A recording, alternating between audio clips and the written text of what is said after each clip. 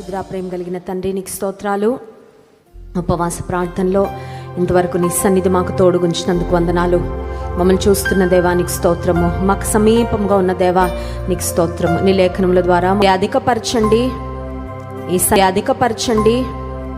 ఈ సన్నిధిలో మేము చేయబోయే ప్రార్థనలు ప్రభా నీకు అంగీకారయోగ్యంగా ఉండడానికి, మా ప్రార్థనలకు గొప్ప జవాబు నీ సింహాసనం నుండి మేము పొందుకోవడానికి నీ కృప సహాయం దయచేయమని మీ వాక్యం వింటూ ఉండగా తండ్రి నాతో మాతో మీరే మాట్లాడి నీ మెలనైన స్వరాన్ని వినిపింపచేసి మా హృదయాలను మా ప్రాణాత్మ దేహములను తెప్పరిల్ల చేయమని అన్న మిసిలో చాట మరుగుపరిచి మీ నోటి బురగా వాడుకొనండి. యేసు నామములో ప్రార్థిస్తున్నాము తండ్రి, ఆమేన్. ఒక ప్రశ్నతో నా ప్రసంగాన్ని ప్రారంభించాలని ఆశపడుతున్నా. ఎంతమంది తమ జీవితంలో అసంతృప్తిని కలిగి ఉన్నారు? Unsatisfied, dissatisfaction. చేతులు ఎత్తమని అడగను, కానీ జీవితంలో చాలా కామన్గా మనకు వచ్చే ఒక భావన ఏంటంటే అసంతృప్తి కదండి. అసంతృప్తి. We are not satisfied with where we are are what we have. మనం ఏం కలిగి ఉన్నామో, ఏ పరిస్థితిలో ఉన్నామో దాన్ని బట్టి తృప్తి లేకుండా అసంతృప్తితో, అసహనంతో చాలాసార్లు మన జీవితాలు సాగుతూ ఉంటాయి. అయితే చాలాసార్లు తృప్తి కొరకు దేనిలో వెతుకుతూ ఉంటామంటే మనుషులలో, బంధాల్లో వెతుకుతూ ఉంటాం. ఎవరైనా నన్ను ఆనందపరిస్తే బాగుండు, ఎవరైనా నన్ను మంచిగా అప్రిషియేట్ చేస్తే బాగుండు. తృప్తి పొందడానికి కొన్నిసార్లు బంధాలు, కుటుంబం కావచ్చు, లేదంటే దేవుడు కావచ్చు, లేదంటే దేవుడు మనకిచ్చిన బంధువులు, స్నేహితులు, బంధాల్లో చాలాసార్లు తృప్తి కొరకు వెతుకుతూ ఉంటాం. ఫీల్ గుడ్ అంటారు కదా, కొంతమందిని కలిస్తే వి ఫీల్ గుడ్ కదండి. కొన్ని బంధాలు మనకి ఒక రకమైన ఆనందాన్ని, సంతృప్తిని ఇస్తూ ఉంటాయి.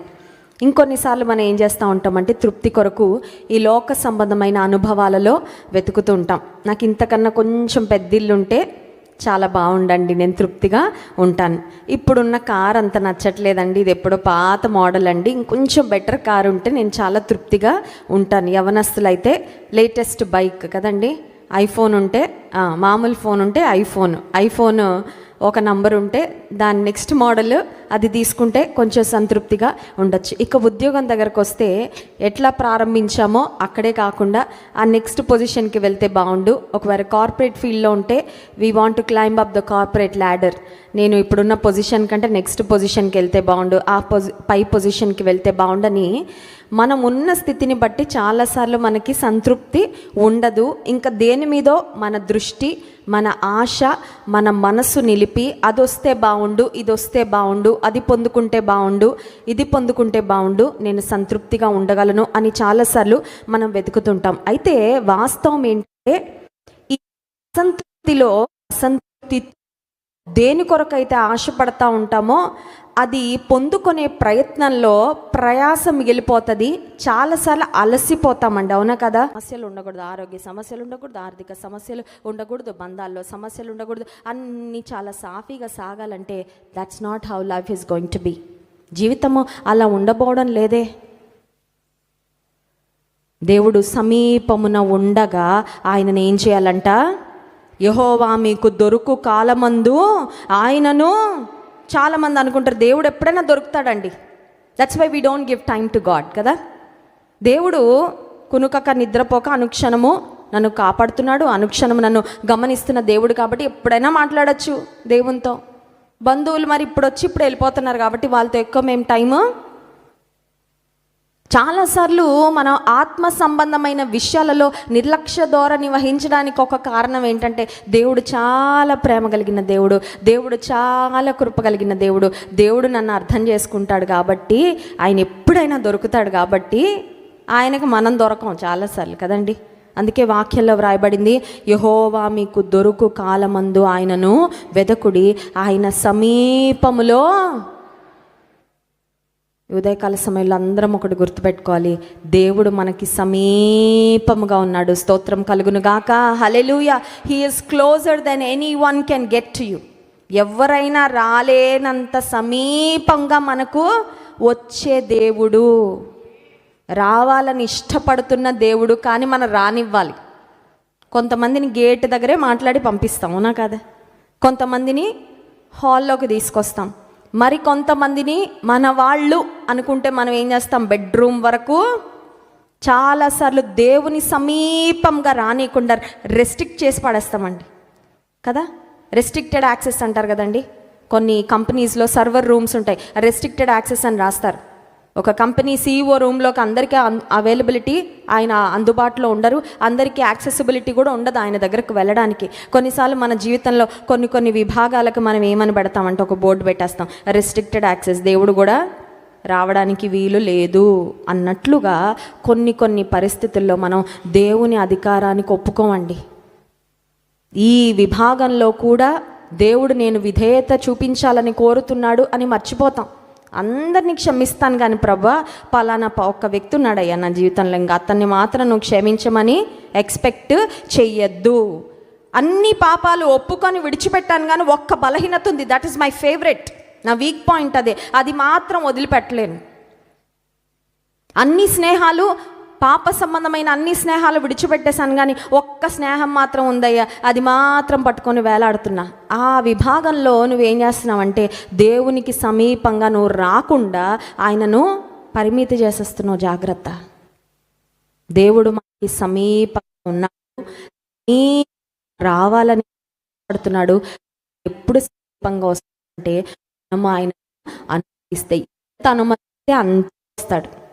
కొంతమంది ఎందుకండి దేవునికి అంత దగ్గరగా అయిపోతారు, అంత శ్రేష్టమైన ఆత్మీయ అనుభవాలతో ఎదుగుతారంటే వారు దేవుని అంత సమీపంగా రానిచ్చారు, వారు దేవునికి అంత సమీపంగా అంత ఇష్టలుగా ఉన్నారు, అంతే. As simple as that. దేవుడు ఎవరి విషయంలో పక్షపాతి కాడు.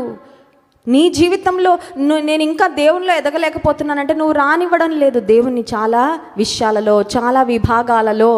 నీ ఆలోచనలు, నీ ప్రవర్తన, నీ యాటిట్యూడ్ నువ్వు కలిగి ఉండి క్రీస్తు యేసుకు కలిగిన ఈ మనస్సు మీరును కలిగి ఉండడని ఆ విభాగం, ఆ వచనాన్ని నీ జీవితంలో పాటించడం లేదేమో.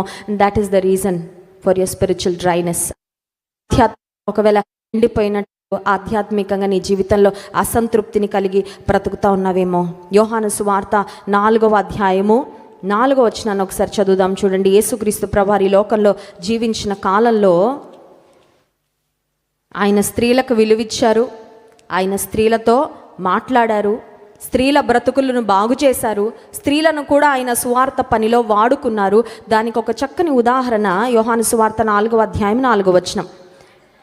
ఆయన సమరయ మార్గమున వెళ్ళవలసి వచ్చెను గనుక యాకోబు తన కుమారుడైన యోసేపుకి ఇచ్చిన భూమి దగ్గరున్న సమరయలోని సుఖారను ఒక ఊరికి వచ్చెను. అక్కడ యాకోబు బావి ఉండెను కనుక యేసు ప్రయాణం వలన అలసి ఉన్న రీతిని ఆ బావి యొద్ద కూర్చుండెను. అప్పటికి ఇంచుమించు 12 గంటలాయెను.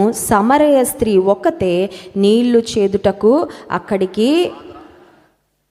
సమరయ స్త్రీ యొక్క పరిస్థితి ఏంటంటే ఆమె ఒక పాప జీవితంలో బ్రతుకుతూ ఉంది. సమరయులకు యూదులకు సాంగత్యము ఉండదు. సమరయులు they were considered as outcast in the society. సమాజంలో వారిని చిన్న చూపు చూసేవారు. యూదులు వారితో ఏ విధంగా కూడా మరి సంబంధాలు కలిగి ఉండేవారు కాదు. అయితే ఆ సమరయ స్త్రీకి అపాయింట్మెంట్ ఇచ్చేశారు. స్తోత్రం కలుగునుగాక. ఒక VIP అపాయింట్మెంట్ తీసుకోవాలంటే ఎంత కష్టం అండి, ఒకసారి ఆలోచించండి. ఒక మంచి డాక్టర్ అపాయింట్మెంట్ తీసుకోవాలంటే ఎంత కష్టం. ఈ రోజుల్లో కొంతమంది మంచి డాక్టర్స్ గురించి వింటూ ఉంటాం. తెల్లవారుజామున 4 గంటలకు వెళ్ళి క్యూ కడతారంట. మొన్న ఎవరో చెప్తున్నారు, ఒక డాక్టర్ గారి దగ్గర అపాయింట్మెంట్ కొరకు అర్ధరాత్రి 12 నుండి క్యూల్లో నిలబడి అక్కడే పడుకుంటారంట. అంటే ఈ లోక సంబంధంగా ఆరోగ్య సమస్యలు బాగుపరచబడడానికి ఒక వైద్యుడి మీద నమ్మకం ఉంటే, మంచి డాక్టర్ అనుకుంటే అతని కొరకు గంటల తరబడి లైన్లలో నిలబడి అతని అపాయింట్మెంట్ కొరకు ఎదురు చూసే ప్రజలు ఉన్నారు. దేవాది దేవుడు ఆ మడగల అపాయింట్మెంట్ ఆ మడగకుండానే ఆమెకు అపాయింట్మెంట్ ఇచ్చేశాడు. స్తోత్రం కలుగునుగాక. హల్లెలూయా. నిన్ను నన్ను ప్రేమిస్తున్న దేవుని ప్రేమ ఎంత గొప్పదంటే మనం అడగకుండానే ఆయనే మనల్ని పిలుస్తున్నాడు. దప్పిగొన్న వారలారా నీళ్ళ యొద్దకు, యు కమ్ టు మీ. నేనున్నా నీకు అందుబాటులో, నువ్వు రా, నువ్వు నా దగ్గరికి రా. ఆ సమరయ స్త్రీతో యేసయ్య మాట్లాడుతూ హీ స్టార్టెడ్ అ కాన్వర్జేషన్. ఆమె రాగానే ఆమెతో యేసయ్య మొదట, కొంతమంది మాట్లాడరు చూసారండి, ముందు ఎలా ఎక్స్పెక్ట్ చేస్తారంటే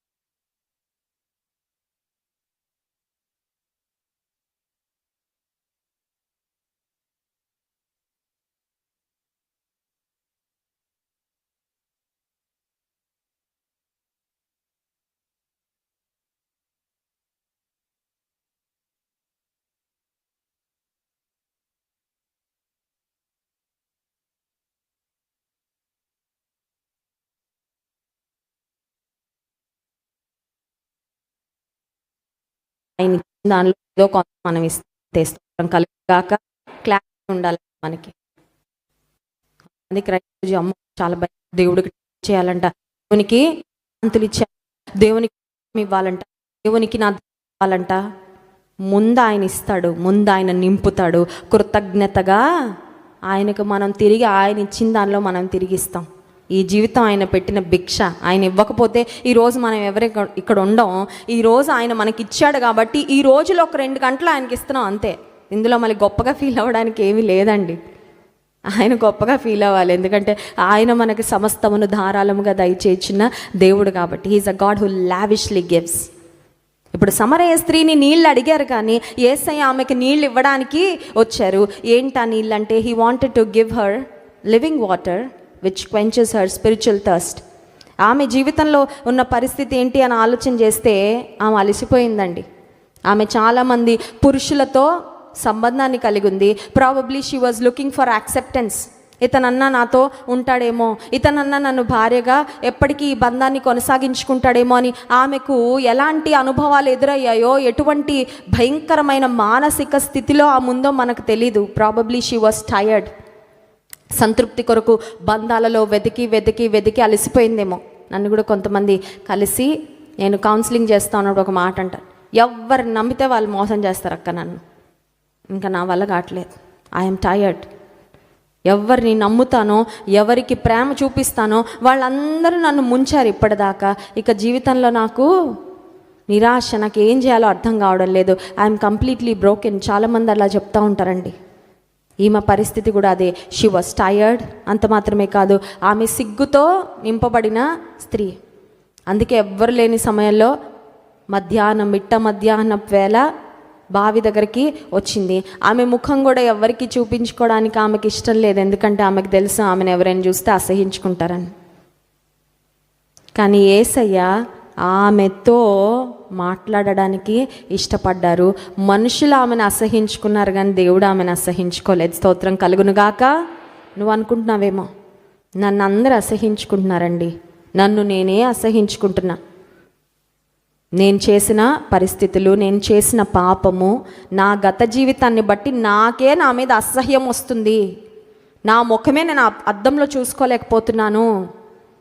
మోరల్గా నేను నైతికంగా విలువలన్నీ దిగజారిపోయి, నేను చేసిన కొన్ని రహస్యమైన పాపాల వలన నన్ను చూసి నాకే అసహ్యం వస్తుందని నువ్వు అనుకుంటున్నావేమో.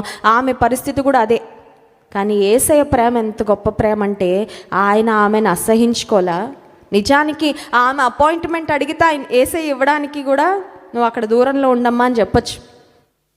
ఆమెను అసహించుకోవడానికి జీసస్ హ్యాస్ ఎవ్రీ రైట్, ఎందుకంటే హీఈస్ అ పర్ఫెక్ట్ గాడ్, పరిపూర్ణుడైన దేవుడు. ఇంకోటి, ఆమె గతమంతా తెలుసు ఆయనకి. ఇప్పుడు మంచిగా వెల్ డ్రెస్ అయిపోయి, మంచి నీట్గా రెడీ అయిపోయి, ఏం తెలియనట్టు అమాయక పక్షిలాగా ఆమె వచ్చినా కూడా ఆమె గురించి మొత్తం ఎవరికి తెలుసు? ఆ ఊరిలో వాళ్ళకి maybe they know bits and pieces about her. ఆమె గురించి కొంచెం అక్కడక్కడ వినుండొచ్చు. ఎవరైనా బాగా రీసెర్చ్ చేసి ఉంటే ఇంకా కొంచెం ఎక్కువగా ఆమె పాప జీవితాన్ని గురించి తెలుసుకొని ఉండొచ్చు. కానీ దేవునికి మన అంతరంగం కూడా తెలుసు కాబట్టి దేవునికి ఆమె గురించి ప్రతి డీటెయిల్ తెలుసు. From the moment she was born, ఆమె పుట్టిన దగ్గర నుండి ఆ క్షణం వరకు ఎలాంటి బ్రతికి అన్నీ తెలుసు. కానీ యేసయ్య ఆమెను అసహించుకోలేదు.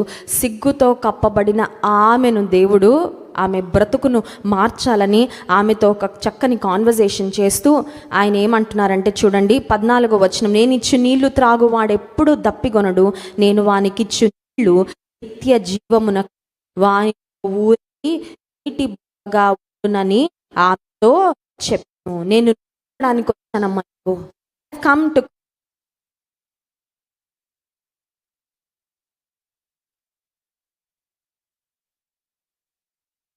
కదా, ఇప్పటి వరకు అసహనంగా బ్రతికావు కదా, ఇప్పటి వరకు నీ జీవితాన్ని గురించి నీకే ఒక తృప్తి లేకుండా ఉంది. ఇప్పుడు నేను వచ్చాను నీకు నిత్య జీవజలం ఇవ్వడానికి వచ్చాను. అవి నిత్య జీవమునకై వానిలో ఊరెడు నీటి బుగ్గగా. ఆ తర్వాత యేసయ్య ఆమెతో ఒక కాన్వర్జేషన్ చేశారండి. God had a conversation with her. Yesayya ఆమెతో మాట్లాడుతూ ఉండగా ఆమె మనోనేత్రాలు తెరవబడ్డాయి. దేవుని మందిరానికి వచ్చిన ప్రతిసారి మన ఆత్మీయమైన మనోనేత్రాలు తెరవబడాలి. అది తెరవబడకుండా ఉంటే ఈ కళ్ళు ఎంత బాగా కనబడినా వేస్టే. చాలాసార్లు భౌతిక నేత్రాలు బాగుంటాయి, భౌతిక నేత్రాల కంటి చూపు గురించి చాలా శ్రద్ధ తీసుకుంటాం మనం, అవునా కదా అండి? నా సైట్ ఏమైనా వచ్చిందేమో, కొంచెం మసగ్గా కనబడుతుంది, దూరంగా ఉన్నవి కనబడడం లేదు, లేకపోతే దగ్గరగా ఉన్నవి నేను సరిగ్గా చదవలేకపోతున్నానని ఆప్థమాలజిస్ట్ దగ్గరికి వెళ్తాము, కళ్ళజోడు వేయించుకుంటాము, లేకపోతే లేజర్ సర్జరీ ఏదో ఒకటి చేయించుకొని ఈ కంటి చూపు గురించి చాలా శ్రద్ధ తీసుకుంటూ ఉంటాము. ఈ కళ్ళెంత బాగా కనబడినా మనోనేత్రాలు వెలిగించబడకపోతే, ప్రభువుని చూచే కన్నులు మనకి లేకపోతే మన జీవితము గురుడితనంలో ఉన్నట్లే. ఫానీ క్రాస్బీ అనే ఆమె గురించి దైవజనులు చెప్తా ఉంటారు కదా. ఫానీ క్రాస్బీ అనే ఆమె చిన్నతనంలో ఒక రాంగ్ ట్రీట్మెంట్ వలన తన కంటి చూపును పోగొట్టుకుంది. But she saw Jesus everyday. ఆమె మనోనేత్రాలతో, ఆత్మీయ నేత్రాలతో దేవుని ప్రతి దినము చూస్తూ బ్రతికిందండి. She had every reason to complain. దేవుని మీద నేరాలు మోపడానికి, దేవుని కంప్లైంట్ చేయడానికి, నాకు కళ్ళెందుకు ఇలా చేసావయ్యా అని ఆమె ఎంతైనా బాధపడచ్చు. కానీ instead she chose to worship. ప్రతిరోజు ఆరాధిస్తా, ప్రతిరోజు స్తుతిస్తా. పాత పాటలు కాదు, కొన్నిసార్లు పాత పాటలు పాత చింతకాయ పచ్చడిలాగా ఎప్పుడు అవే పాటలు. కొంతమంది కొత్త పాటలు నేర్చుకోలేరు.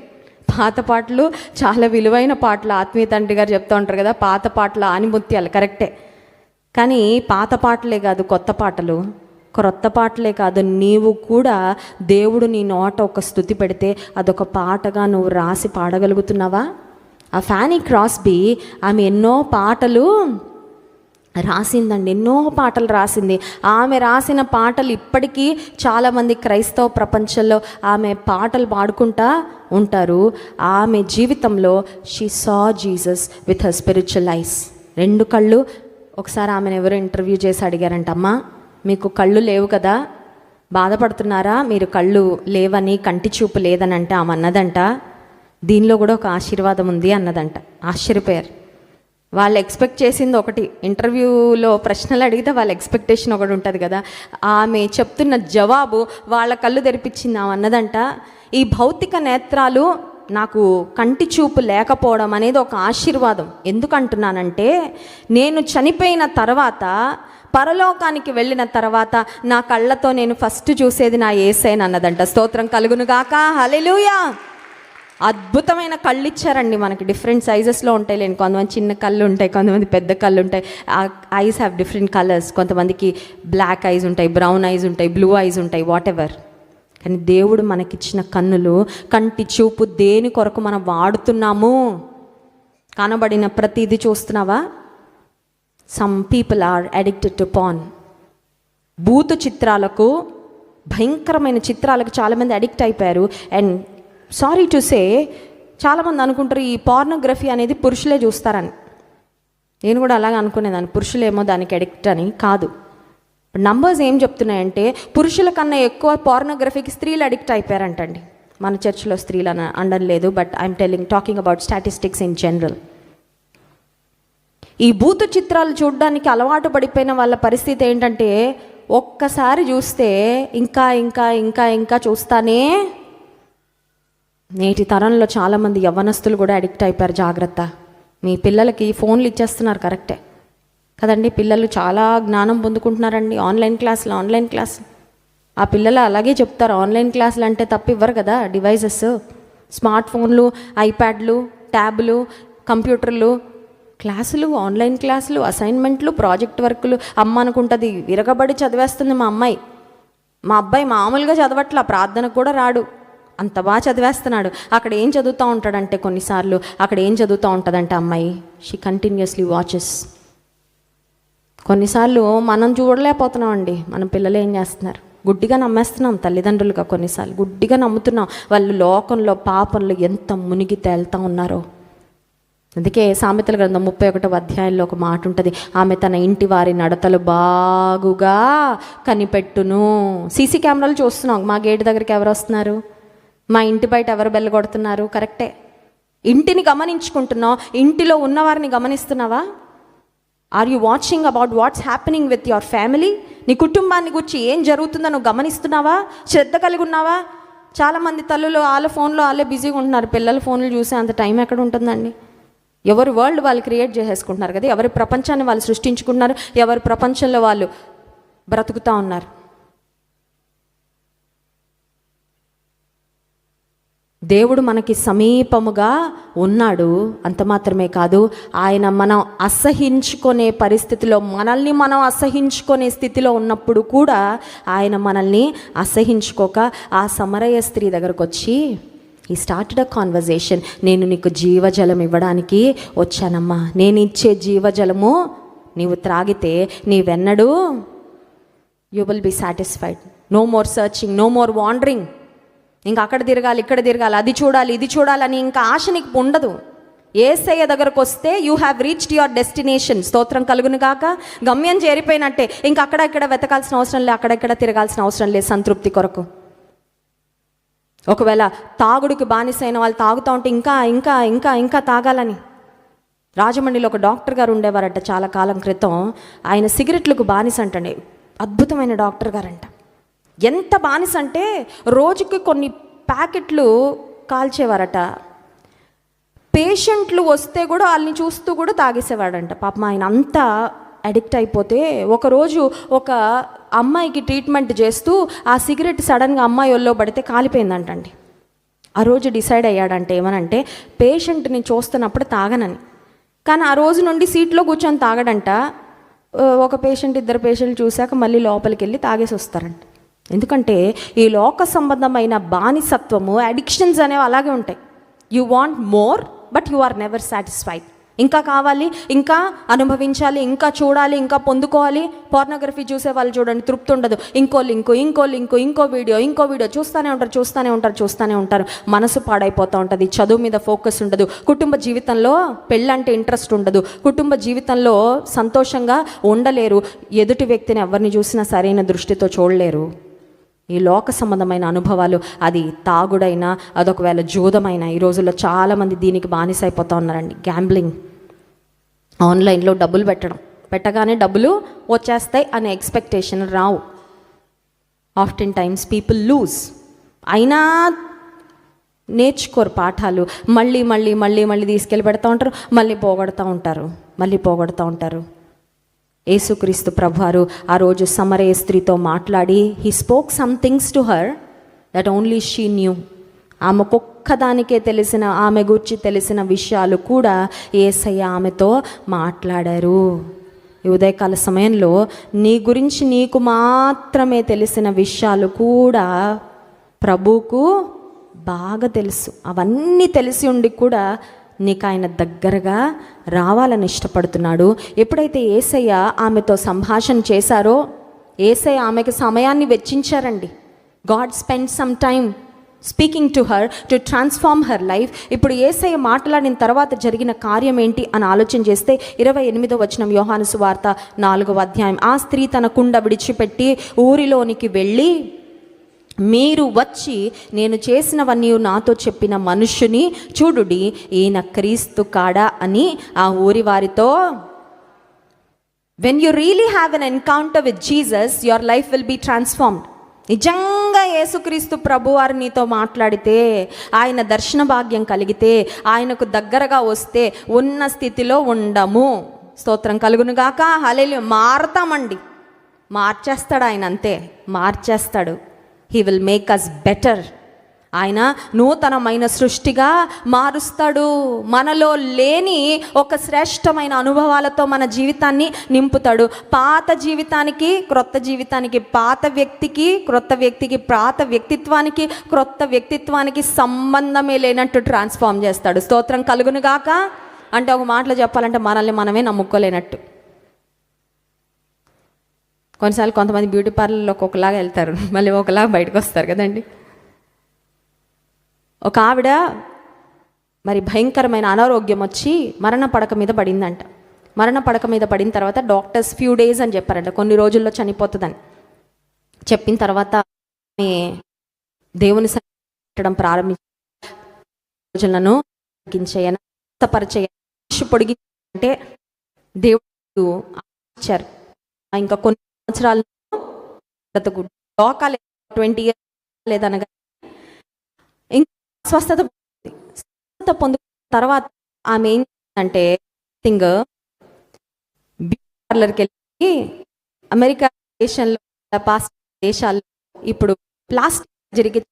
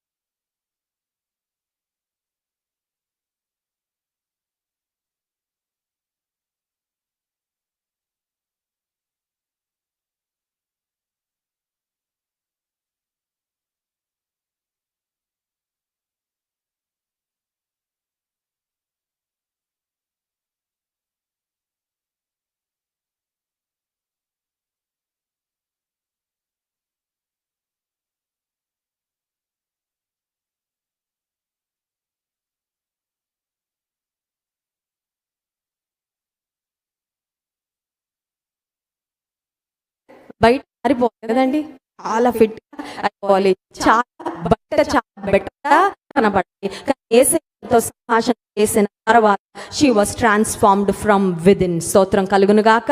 లోపల మారిందండి, ఆమె వ్యక్తిత్వం మారింది.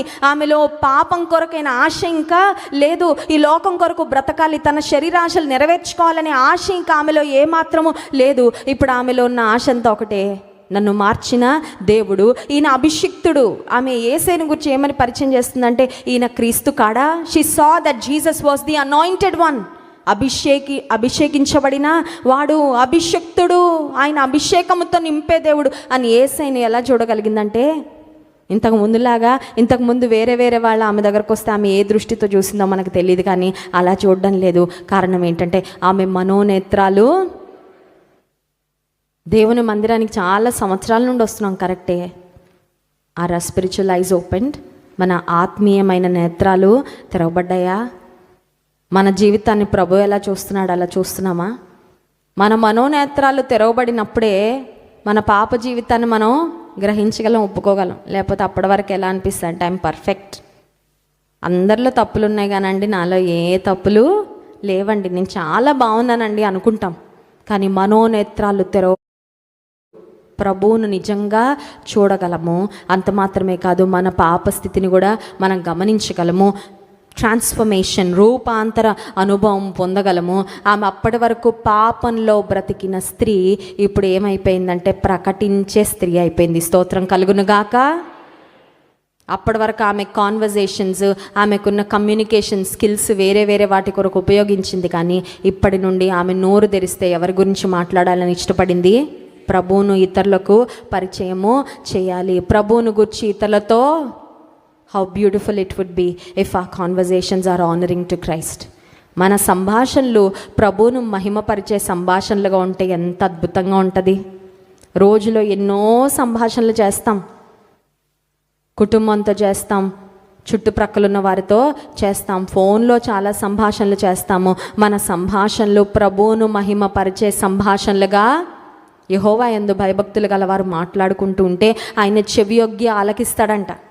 Even if it is in a closed room, తలుపులు మూయబడినప్పుడు నువ్వు మాట్లాడే సంభాషణలైనా, ఫోన్లో నువ్వు చేసే సంభాషణలైనా, టెక్స్టింగ్లో మెసేజ్లు పంపిస్తూ నువ్వు చేసే సంభాషణలైనా, ఆ సంభాషణలన్నీ దేవుడు వింటూ ఉన్నారు, సంభాషణలన్నీ దేవుడు గమనిస్తూ ఉన్నారు.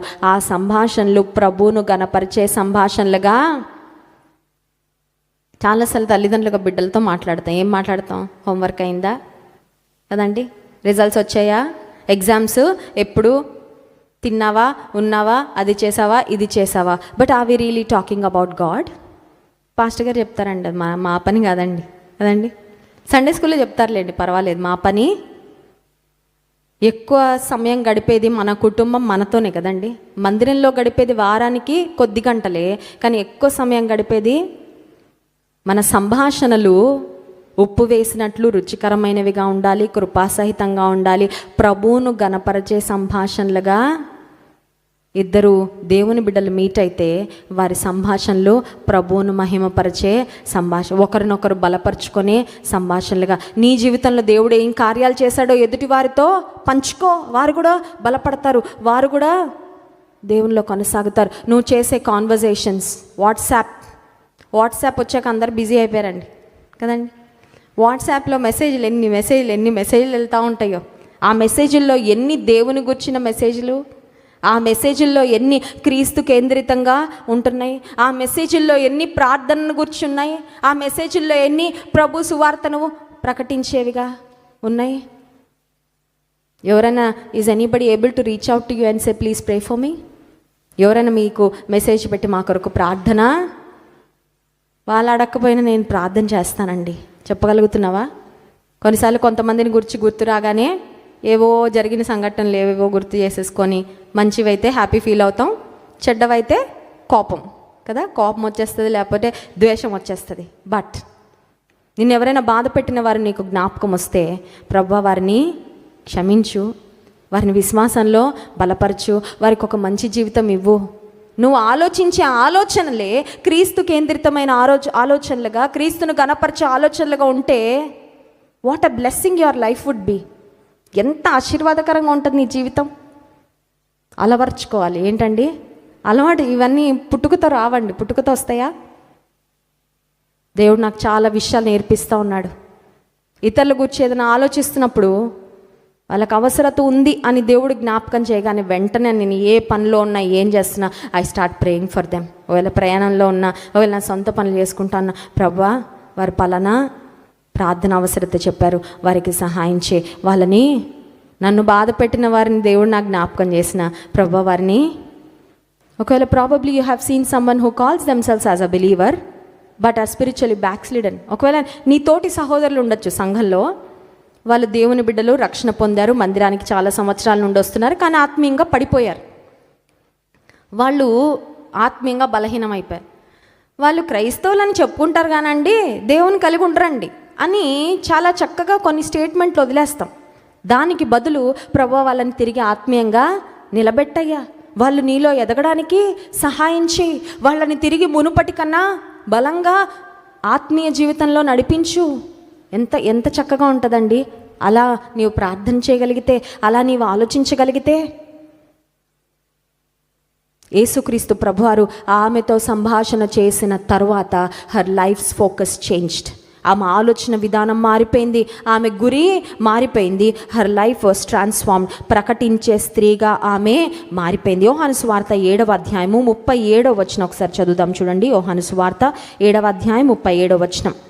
ఆ పండుగలో మహాదినమైన అంత్య దినమున యేసు నిలిచి, ఎవడైనను దప్పిగొనిన ఎడల నా యొద్దకు వచ్చి దప్పి తీర్చుకొనవలెను. నా యందు విశ్వాసముంచు వాడెవడో లేఖనము చెప్పినట్లు వాని కడుపులో నుండి జీవజల నదులు పారునని చెప్పాను. ఒక్కసారి స్తోత్రం చెప్దాం.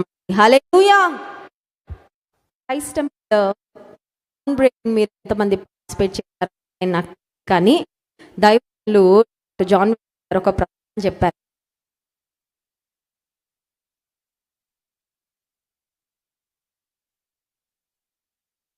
ఇప్పుడు దినములో ఆత్మను యోవేలు గ్రంథంలో దేవుడు వాగ్దానము చేశాడు. కుమ్మరించడం అంటే సాంబార్ కుమ్మరిస్తాం ఎప్పుడు? సమృద్ధిగా ఉంటే. అనుకున్న దానికన్నా ఎక్కువ గెస్టులు వచ్చారనుకోండి, ఏం చేస్తాం? పొదుపుగా వేస్తాం, ఎందుకంటే సరిపోదు కాబట్టి కదండి.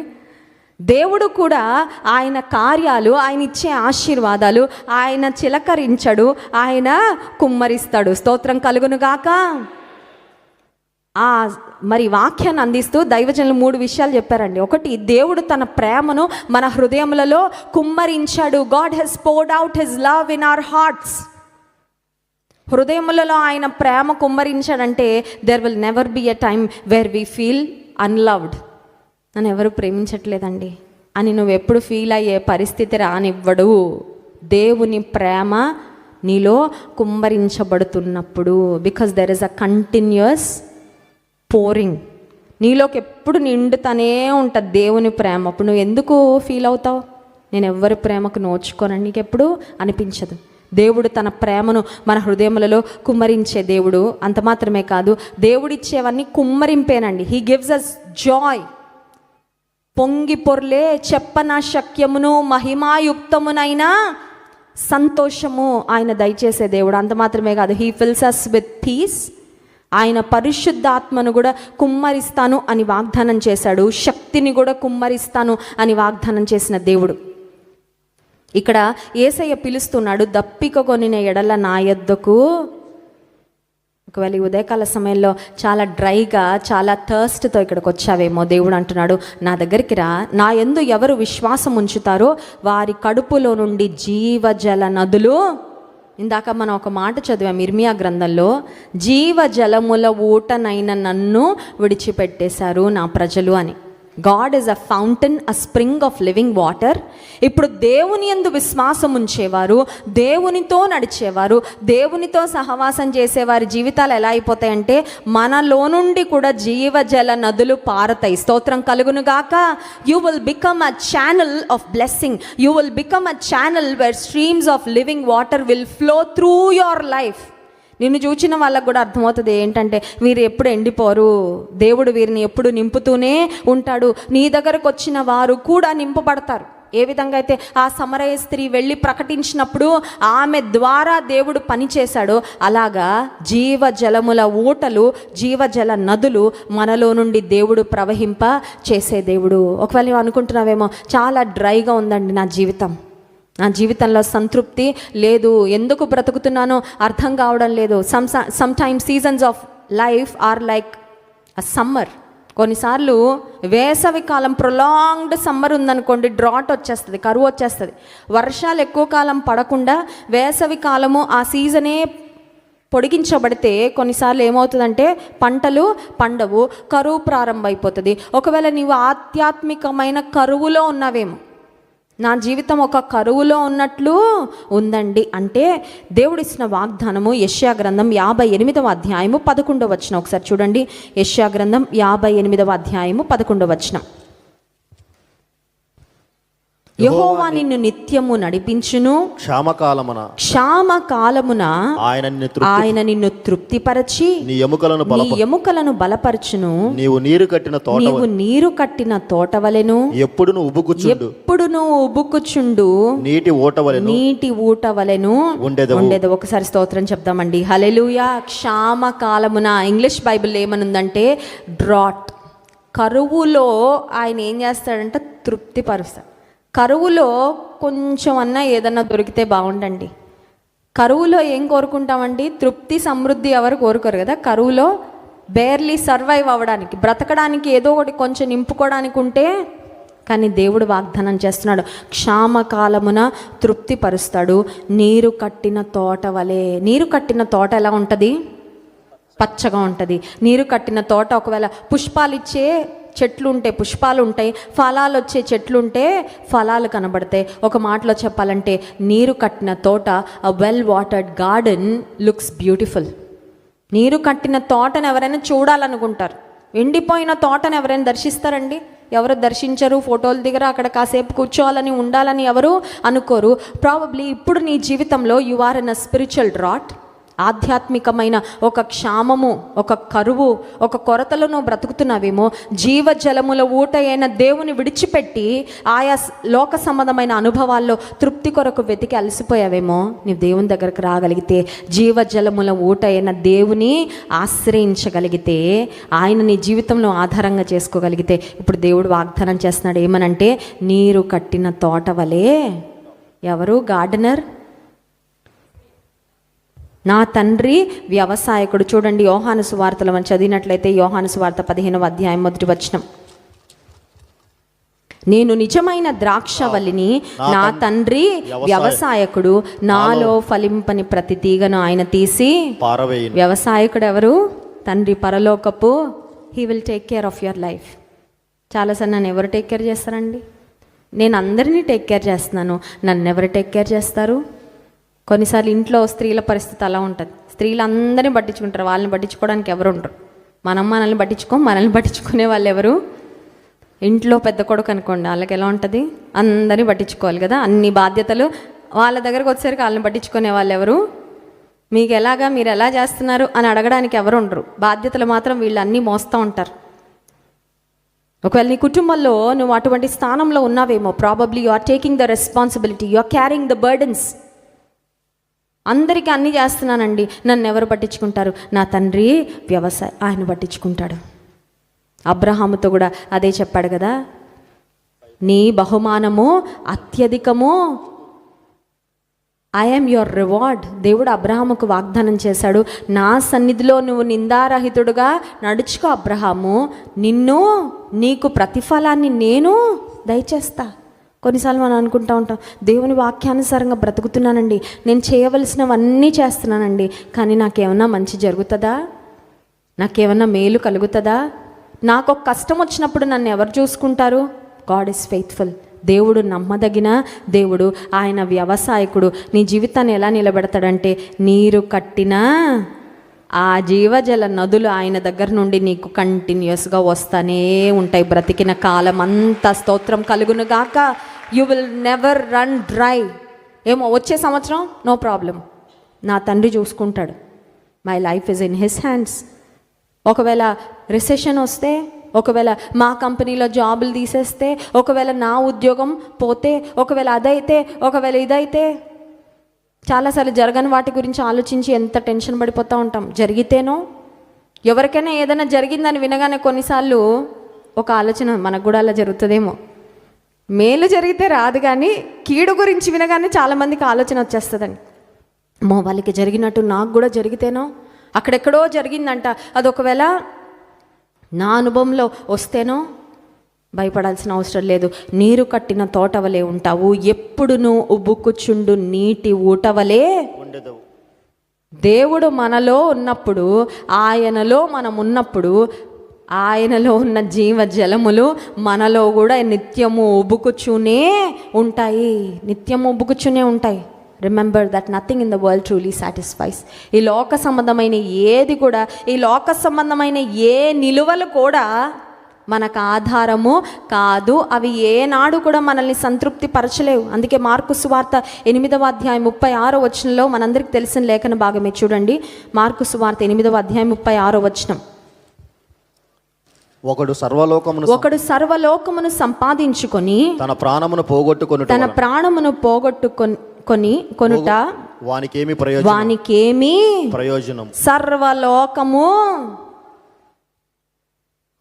పాస్టర్ గారు ఒక ఉదాహరణ చెప్తా ఉంటారు. ఒక రాజుగారు ప్రకటన చేశారంట, ఊరిలో మీరెంత దూరం పరిగెడితే అదంతా మీద అవుతుంది అన్నారంట. గ్రేట్ ఆఫర్ కదండి.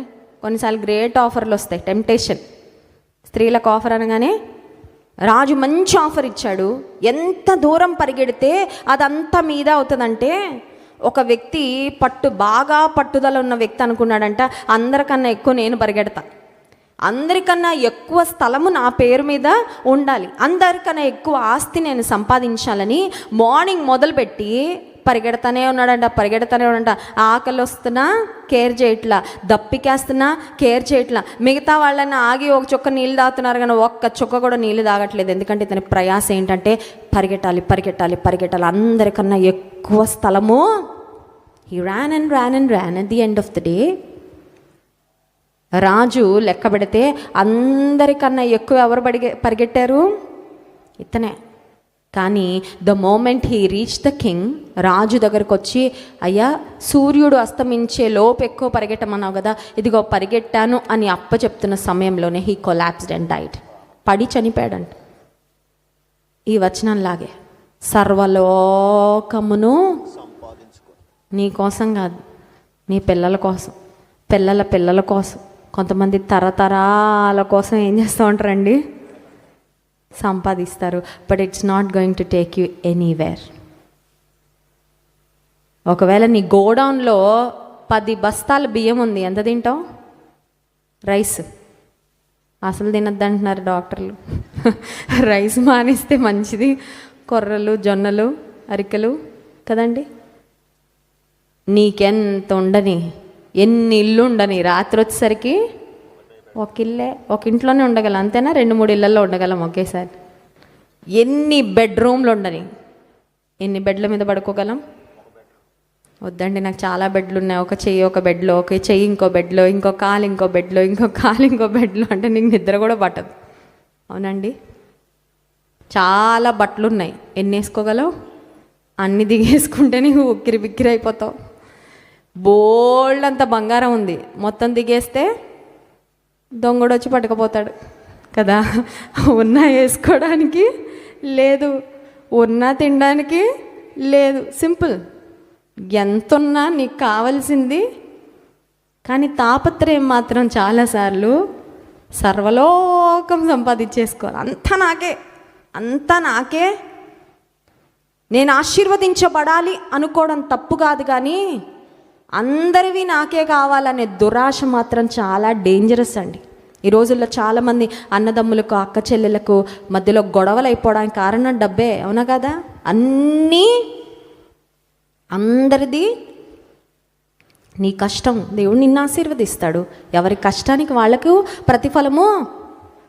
బట్ కొంతమంది ఆశ ఎలా ఉంటుందంటే అందరిది వచ్చి వాళ్ళకి పడిపోవాలని, సర్వలోకాన్ని సంపాదించుకొని. లూకాసు వార్త 12వ అధ్యాయం 16వ వచనం ఒకసారి చదువుకుని ముగించుకుందాం. చూడండి, లూకాసు వార్త 12వ అధ్యాయం 16వ వచనం. మరియు ఆయన వారితో ఈ ఉపమానము చెప్పెను. ఒక ధనవంతుని భూమి సమృద్ధిగా పండెను. అప్పుడు అతడు నా పంట సమకూర్చుకొనుటకు నాకు స్థలము చాలదు గనుక నేనేమి చేతునని తనలో తాను ఆలోచించుకొని నేను ఇలాగు చేతును, నా కొట్లను విప్పి వాటికంటే గొప్ప వాటిని కట్టించి అందులో నా ధాన్యమంతటిని నా ఆస్తిని సమకూర్చుకొని నా ప్రాణముతో చాలండి. నా నా నా నా కనబడిందండి మీకు? నా పంట 17వ వచనం, నా పంట, నాకు స్థలము, నేనేమి 18వ వచనం, నా కొట్లు, నా ధాన్యము, నా ఆస్తి, నా ప్రాణము. చూసారా? దేవుడు లేని వాళ్ళ జీవితం అంతా నా చుట్టూ తిరుగుతూ ఉంటుంది. దేని చుట్టూ అండి? Always around I. దేవుని బిడ్డలకు దేవుడు లేని వాళ్ళకి తేడా ఏంటంటే, దేవుని ఆధారంగా చేసుకుని జీవజలముల ఊట అయిన దేవుని ఆశ్రయించే వారి జీవితం దేవుని చుట్టూ తిరుగుతూ ఉంటుంది. స్తోత్రం కలుగునుగాక, హల్లెలూయా. ఆలోచనలన్నీ ప్రభు చుట్టే, ధ్యాస అంతా ప్రభు మీదే. నాకు ఏది ఇచ్చినా నేను ప్రభువుకు కృతజ్ఞత కలిగి ఉండాలి. నాకు దేవుడు ఏమిచ్చాడో దాంతో నేను ప్రభువుని ఎలాగా ఘనపరచాలి. How can I be useful to the kingdom? ఆయన రాజ్యాన్ని కట్టడం నేను ఎలా ఉపయోగపడాలి? కానీ ఇతని ఫోకస్ అంతా ఏంటండి? నా నా నా నా తన ప్రాణంతో అనుకుంటున్నాడంట, ప్రాణం అనేక సంవత్సరములకు విస్తారమైన ఆస్తి నీకు సమకూర్చబడి ఉన్నది, సుఖించుము, తినుము, త్రాగుము, సంతోషించుమని చెప్పుకొందును అనుకొనేను. అనుకున్నాడంట, అంతే. అనుకున్నవి కూడా చూస్తాడండి దేవుడు. అన్నవి చూస్తాడు, అనుకున్నవి కూడా. భయపడాల్సిన విషయం ఇది కదండి. మనం అనుకుంటా అనలేదులేండి, అక్కడి వరకు వచ్చింది కానీ ఆపేశాను కదా. కొన్నిసార్లు టంగ్ స్లిప్ అయిపోద్ది కదా, కోపంలో తొందరపాటులో అనేస్తాము. కొన్నిసార్లు అనముగానే అనుకుంటాం. అనుకున్నవి కూడా ప్రభు చూస్తున్నాడు, అనుకున్నవి కూడా ప్రభు వింటున్నారు. అయితే దేవుని ప్రతిస్పందన 20వ వచనం, అయితే దేవుడు వెర్రివాడా, ఈ రాత్రి నీ ప్రాణమును అడుగుచున్నారు, నీవు సిద్ధపరిచినది ఎవరి వగునని అతనితో చెప్పెను. ఇక్కడ ఒక మాట ఉంది చూడండి, 21వ వచనం, దేవుని ఎడల ధనవంతుడు కాక తన కొరకే సమకూర్చుకొనువాడు అలాగుననే. There are people who are not rich towards God. English బైబిల్లో not rich towards God. Riches, ధనము ప్రభు ఇచ్చేది. యెహోవా ఆశీర్వాదం ఐశ్వర్యం ఇచ్చిన నరుల కష్టం వలన అది ఎక్కువ కాదు అని వాక్యంలో ఉంది. దేవుడిచ్చే ఆశీర్వాదం. ఇప్పుడు నిజంగా ఎవరు ధనవంతులంటే దేవుని ఎడల ధనవంతులు, రిచ్ టువర్డ్స్ గాడ్. ఆయన రిచెస్ ముందు మన రిచెస్సే కాదు. ఈ లోకంలో, ఈ ప్రపంచంలో ఇలాన్ మస్క్ని తీసుకున్న దేవుని గొప్పతనం ముందు అతనికి ఉన్న కోట్ల ఆస్తి ఏకతో కూడా సమానం కాదు. అయితే ఈ లోక సంబంధమైన ధనవంతులు దేవుని ఎడల ధనవంతులు కాక ఆ ధనాన్ని వారి కొరకే ఉపయోగించుకునే వారిని దేవుడు ఏమని సంబోధిస్తున్నారంటే వెర్రి వారు. అందుకే ఇతనికి ఉన్న పేరేంటంటే రిచ్ ఫూల్ అంట. రిచ్ ఫూల్, వెర్రివాడైన ధనవంతుడు. దేవుడు మనల్ని ఎలా ఉండాలని కోరుకుంటున్నారంటే వెర్రివారైన ధనవంతులుగా. He wants us to be spiritually rich. ఆధ్యాత్మికమైన సంపద. ఈ ఆధ్యాత్మికమైన సంపద ధనంతో కొలిచేది కాదండి.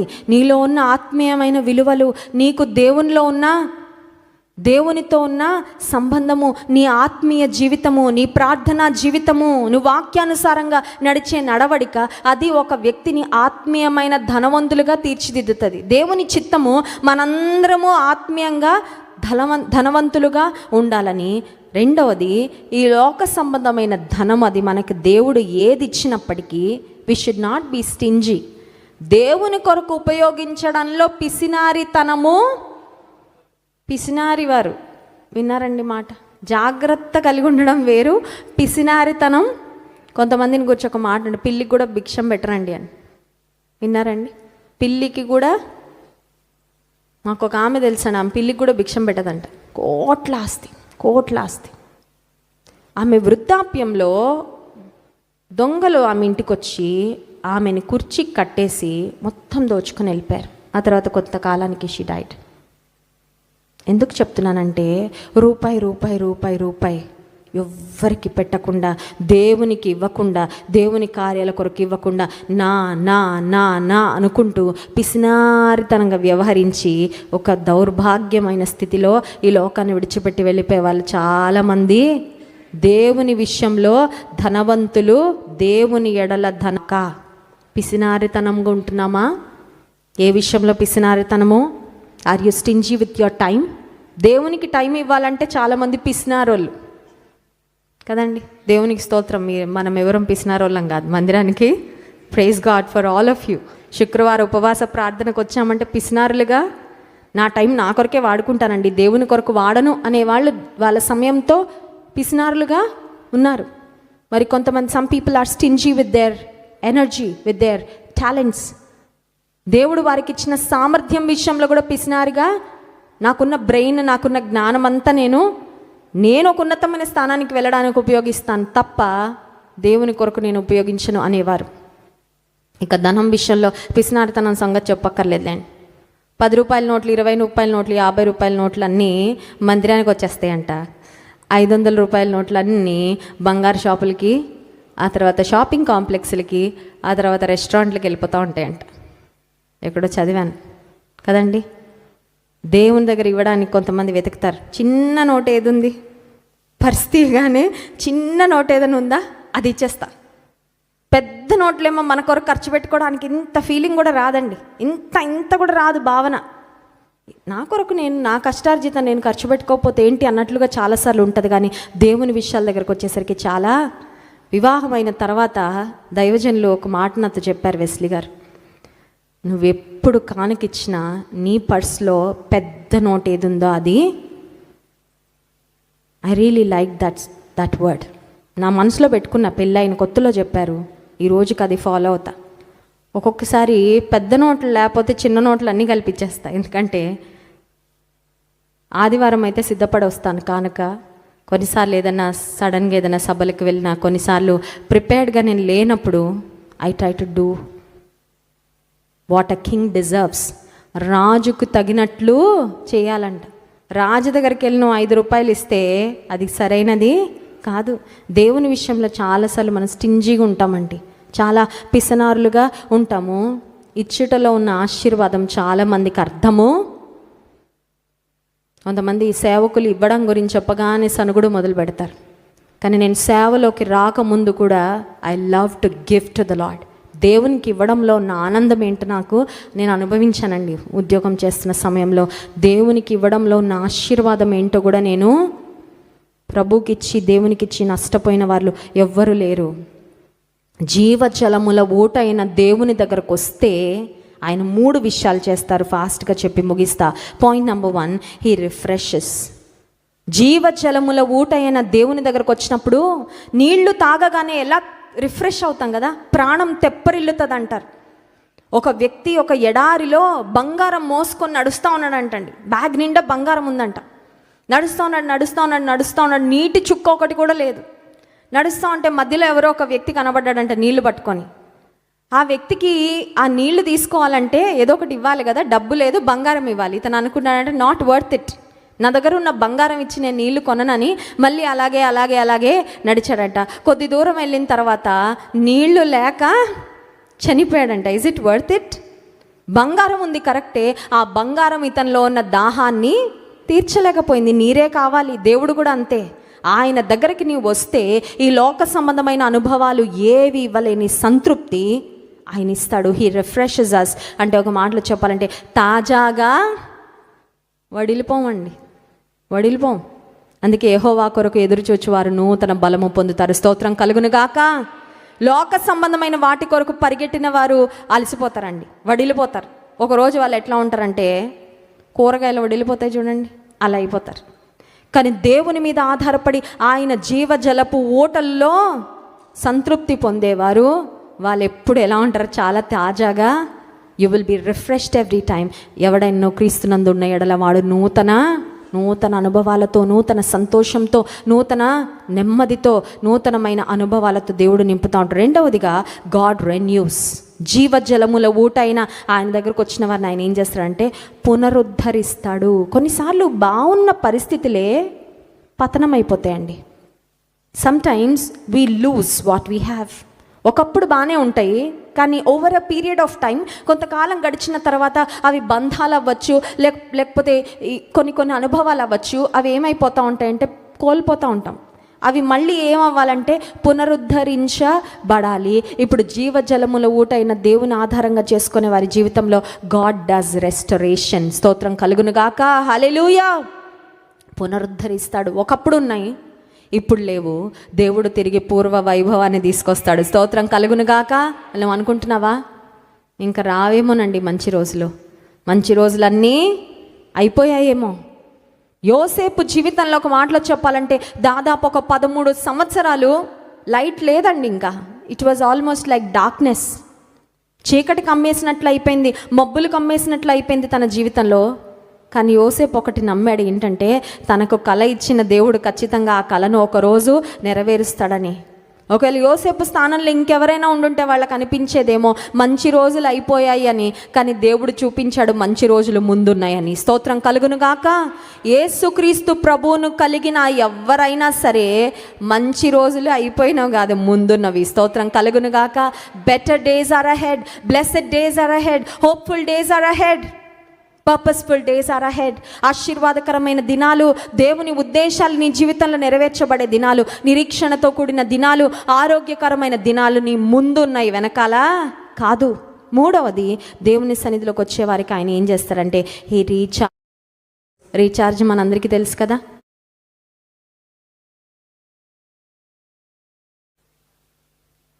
కార్డు ప్లాన్ కూడా ఏం చేస్తూ ఉండాలి? రీఛార్జ్. నెల రీఛార్జ్ చేసే ప్లాన్స్ ఉంటాయి. 3 నెలలకు ఒకసారి, కొన్నిసార్లు సంవత్సరానికి ఒకేసారి రీఛార్జ్.